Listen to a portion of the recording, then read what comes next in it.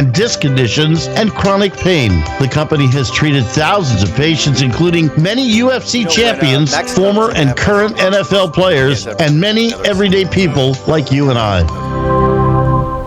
8 Man Strong is not simply about the biggest or strongest. It's about those who have survived true lows, suffered, faced demons real or in their heads, and are fighting to come back against it all.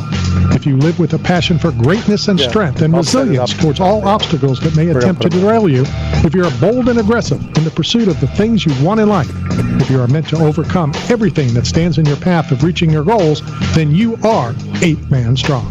This is the Tan Talk Radio Network. Hey, this is David Green, and you're talking sports with Randy Harris. 8 Man Strong and Staff Zone. All right, so Rose coming up momentarily. Real quickly, I don't know if you guys watching The Ultimate Fighter, and I don't know if I've ever heard of this. Well, I know I've never heard of this. Have you guys ever heard of any training that they don't allow you to drink water during the training session? No. No. Yell no. No. Never. Okay, producer just yelled no, too. That was in this week's Ultimate Fighter that Valentina doesn't allow. She doesn't, and she's not allowing her fighters to drink water. That it trains them. It's all that mental stuff that you talk about, Matt. Get you mentally this, mentally strong, mentally. So We had that football practice. Yeah, I don't know. I didn't know anything about it, but I'll definitely look it up. I mean, I can see how it would make you mentally stronger if you're dying for water and you're not allowed to have it. It would also make you mentally thirsty. Yeah, but, how many fighters have we seen drink water between rounds and then they suffer because you're supposed to spit it out between rounds. You're not supposed to swallow it. And you always see the trainer like, don't swallow it, just spit it out, but they swallow it anyway. And because they can't help it, because your body yearns it. Right. I guess I understand that if you, and again, it's some of the stuff Matt talks about, if you fight through that, you're thirsty, or it's like, I know you don't know this. I joined a gym. Oh, I saw it. Let me rephrase that. Yeah. I'm paying to go to a gym. For years, I would endorse gyms, and the commercial and the line was always, I drive by the gym twice a day. I would never go in. I've been there 3 times. So you must not have seen my Facebook comment about the cowboy. I don't watch your stuff. Because I saw that you joined the YMCA, and I thought, well, maybe Randy Jones, the cowboy from the YMCA music group, would be at the YMCA working out with you. Are you strictly jiu-jitsu when you train martial arts? Because I've got my Muay Thai pads with me, and we can throw down, we can do some striking. Well, ironically, we will be talking about all of this with, in my opinion, the greatest jiu-jitsu guy I know. In 2 weeks, in studio, David Vieira is going to come down and talk about the opening of his gym and all that kind of stuff. Where's he opening it? It's up in like towards Trinity. I couldn't think of the word. Trinity. Randy, the only mat that he's been on is made by Craftmatic. He's not rolling anywhere these days. Oh man! But you do look good. You're down to below 200 pounds. I see. I am. Congrats. Yeah. Are you allowed to drink water? Is Shevchenko allowing you to drink water during your weight cut? Well, she doesn't have to tell me. I don't drink water. Listen, if Valentina told me not to drink water, I wouldn't drink water. She is amazing. She is just one of the greatest fighters I've ever seen. All right. Also, speaking of great fighter, before we introduce our next fighter, let me exhale so I can drop a quick half a pound. It is Victory Wednesday. So let's welcome the victor on, Rose Namajunas. Rose, how are you? Hey, what's going on? I just dropped a half a pound. I let some air out before we welcomed you to the show. Speaking of great fighters. That's going to be the new workout fad. Well, if it's that easy, if it's that easy, that's all I'm going to do. I'm going to stop going to the gym. I'm just going to keep blowing air out. Well, just breathe it out, and it all just comes off. Rose, Randy brought up the Ultimate Fighter, and Valentina doesn't allow her trainees to drink water during training. Have you ever heard of something like that? Dude, yeah, I mean, I trained with Valentina for a long time, actually, when she was at 35. And, I mean, not like a seriously long time, but, I mean, she was here in Denver, like, on and off for about, I don't know, close to a year. And so, yeah, the training she was doing, I mean, I just would show up every day. It was such an honor for me to just, like, be a part of her training. So, yeah, they put us, or her coach put us through a lot of stuff. I'll tell you that. You know, Rose, I just thought of this, and the guys here are going to be shocked. I'm going to implement that in my training. So I promise from 102 to 106, when I train, I won't drink water for those 4 minutes. Man, it's so funny too because like I love drinking water in between like my practice and stuff. Not like if I'm like during like if it's like live and stuff, like I'm not trying to drink like obviously during or anything like that, but yeah, like if I'm just hitting pads or something, I'm working on technique, like it's just like a good reset for me. So everybody, you know, whatever makes somebody, you know, tick, and that's just what they do. I mean, I love everything about Valentina. I think she's great. I just think, you know, there's not one way to do anything. So I get the mentality, but man, when I seen that clip, and it was just so funny to me. I'm like, man, she's for real. Ivan Drago, man. She's the best. That's awesome. Let me ask you this, because obviously it was numerous times. You're fighting at home. You're fighting at home. You're fighting at home. You thanked, you know, home for it. Is it also added pressure because you're fighting at home and all your friends, all your family are all right there? They don't necessarily be watching it on TV. They're in the arena. Yeah, absolutely. I definitely felt that pressure. But I was so prepared, and it was just like perfect timing for everything. Just my life has just been really. I'm just in a really good place right now, so everything just kind of lined up, and I was just ready for it. I've felt a lot of pressure in just different ways. This was a different type of a pressure, and it came at the right time in my life. So it was awesome. Why was it a different kind of pressure?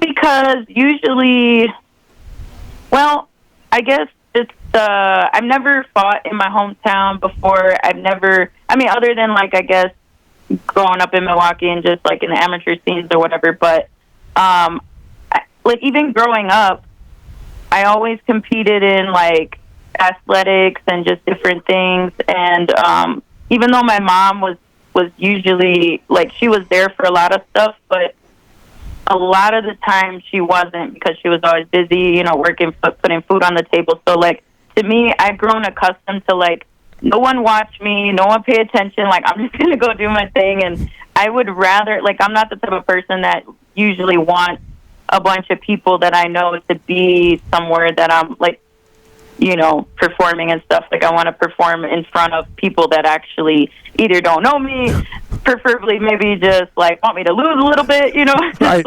I don't know. That's just kind of my. I need to feel like I'm in enemy territory sometimes, you know, or at least that's how it usually was. But now it's like it's just for this one. It kind of, I don't know. I'm just in a different place in my life, you know. So obviously this week, you know, there was a lot of talk about hair in your fight leading up to it. At the press conference afterwards, you talked about, you know, one day you hope to grow your hair back out long and see if you still have your good looks. And it reminds me of Sinead O'Connor. You know, she didn't want to be recognized for her beauty. She'll be recognized for her talent and her voice and her songs. Is that how you treat your professional career? Is that why you have the short hair now? Is it you want to be respected for your skill in the octagon? I mean, I guess that's partially due to the like sort of why I sport this look, but I mean, it really is just mainly convenient, and then also too, like all the years of doing wrestling and grappling with my hair and stuff like that, and just like I don't see myself sporting this look for the rest of my life, but I do see myself doing martial arts for the rest of my life. The amount of training that I have to do for this period of my life right now, it just doesn't make a lot of sense, and it's not super healthy for, like, you know what I mean? Like, just constantly getting your hair pulled and, like, the little follicles on the top of your head, like, braiding it all the time and washing it constantly. Like, it is really rough. Like, I mean, I'm not trying to make my forehead any bigger, you know? So with that being said, you know, Clay Guida's probably lost some fights that were close decisions because he had such long hair. It looked like he was getting hit when they would flap around and sweat would fly off. Yeah. So at least it makes it easier for judging and scoring your fight. So congratulations on your win Saturday. Yeah, thank you so much. Rose, did you notice the eyelash when it got punched off, or when did you realize, or were you told that, or tell us about that? Oh man, no, I didn't notice it the way that it showed up on TV, but I did notice, like, after I landed the punch, I don't know if it was like the rest of the round or whatever, I did notice somewhere in the fight where I was like, man, her eyes look a little different. But yeah, I didn't see it like that though. That was crazy. Like looking after. That was one of the first things that somebody said to me after the fight was like, dude, her eyelash is like the highlight of the fight. And I was like, what?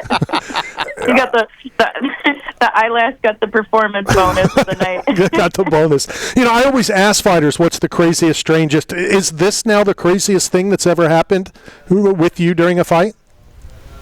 It definitely is like the most, like, it's definitely pretty bizarre. I'm trying to think if there's anything else that, like, sticks in my mind. It's definitely the funniest thing, I would say. but as you're fighting and in the fight and whatever you did notice, and was it funny? I mean, did you realize it? Did it kind of make you lose concentration for a second or two? No, not at all. I mean, honestly, so my vision is kind of not the best. So I wasn't like when I was looking at her, I could tell her eyes were a little different, but I thought it was just I punched her in the eye and her eye was swollen. I mean, it was a little bit swollen, but I didn't really notice, like, that her eyelash was gone.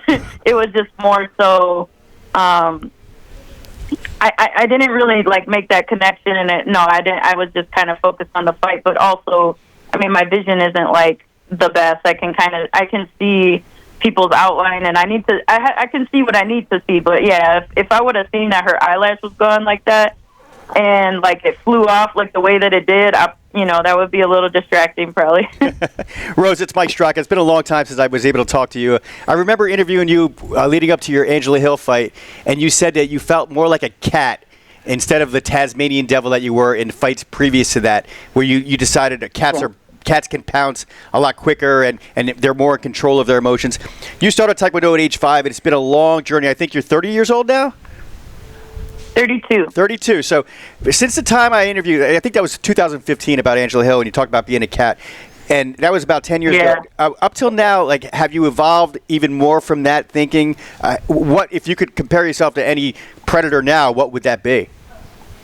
Ooh, yeah, I'm definitely a lot more mature since then, and I think somebody I was watching somebody talk about the fight online, and somebody described the style that I was using as like a spider, like just setting little web traps, everywhere. So I like that. I like spider webs. All right, there you go. And let's switch from spider to the dog park. I know that you brought it up at the press conference after. Talk to us about the dog park. Talk about what's needed, and talk about how we can help. Ooh, yeah, that's awesome.